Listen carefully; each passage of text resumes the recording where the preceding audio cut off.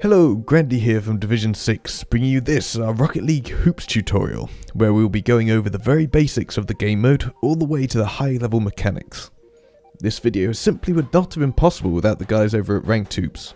Rolf, who taught me the companion kickoff, and Alex and Dr. Paladin, who took the time out of their day to help me demonstrate the tactics shown in this video. So a huge thank you to those guys. And do check out Ranked Hoops, because they're great.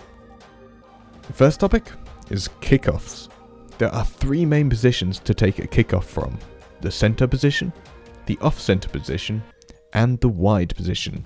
The player that is closest to the center position should be the one to take the kickoff for your team.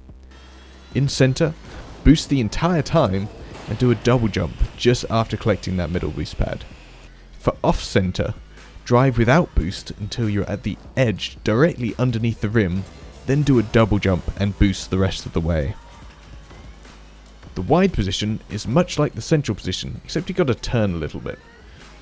So here, boost the entire time, collect the boost pad, then double jump and boost the rest of the way, while your teammate can be collecting the big boost pad over on the other side. Next up are companion kickoffs. Far from being a gimmick, they are actually pretty difficult to pull off. And yes, you did just see that correctly. The guy at the back quite literally bumps into the front man, propelling him fast in the air as he adjusts himself and flips again to hit the ball. It results in the fastest possible kickoff, but it's really quite difficult to coordinate with your teammate. So here's how you do it. Here, Dr. Paladin is playing the support player. His job is to boost, aim at Rolf, who is the front man, and jump directly before contact. So his job is quite a simple one. Just a single jump will do, and Rolf then has to try and do the rest.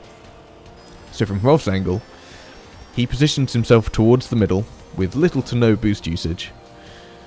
Then just before contact, he also jumps. And then while in midair, uses the remaining boost, his air roll, and right before contact, uses his flip to then hit the ball from the kickoff. But what is the zebra-clad man also doing there? That is because Alex and me are doing a companion kickoff on the other side. And it looks much the same, except we were not quite as pristine with our contact, resulting in Alex having a much harder time of adjusting in midair in order to hit the ball, but he did an impeccable job. A variation to the companion kickoff is when both players are in the off-center position. Here, either player could be the support player or the front man. They have to choose amongst themselves. But Dr. Paladin ends up being support, and Rolf was the front man in this instance. So Dr. Paladin holds right, boost, and handbrake, and then jumps directly before hitting into Rolf. While Rolf has a much easier job in this case, where he just points himself towards the center and boosts the entire time, again jumping directly before contact and adjusting himself midair to take the shot. And that is companion kickoffs. They ain't easy. Next tip, the hoop is your friend. So here's a bunch of hoop related tips. First off is the net shunt. This is achieved by dribbling and pinching the ball at the very base of the net. You have to be pretty careful which angle you come at, but it can either result in a high looping pass, or if you pinch it hard enough it can come off the ceiling and be quite a nasty shot. A similar effect can be achieved simply by bouncing the ball towards the very bottom of the net. So long as it hits that very lower, maybe eighth of the net, it will pop up quite nicely for a teammate to go and score. Next up is the net pinch. This has a ton of different uses. It can be used as an amazing clearance, as you can see here, which resulted, funnily enough, in a pass to himself, or even a shot. It's much more effective than trying to pinch it off the sides of the walls. You don't even have to pinch it necessarily. As long as you can get the angles right, you can just bounce the ball off the side of the net and clear a ball that way. Last up is landing on the rim. You can often lose quite a bit of speed when landing on the rim. Rolf gave me the tip of trying to go nose first when bouncing.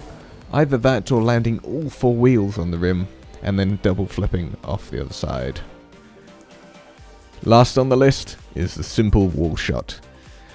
You can do this from just about anywhere. A hard hit onto the right angle on the side wall result in what would be the hoops equivalent of a near post shot, which is especially useful if you have defenders waiting on the backboard instead of underneath the net.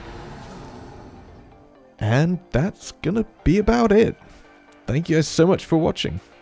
If you guys aren't aware, Division 6 are running a Slam Jam hoops tournament. Gonna be on Saturday the 18th of November at 6 PM GMT. There's gonna be a prize pool, there's gonna be casted games. Lots of fun there. And hopefully we'll see you guys come along to that, and that these tips have helped in some way. The world of hoops is just a bit more involved than you might think. And if you haven't already gone over to Ranked Hoops, again, thanks to Rolf, Alex, and Dr. Paladin for helping out with the recording of this video. Until next time, hoop out.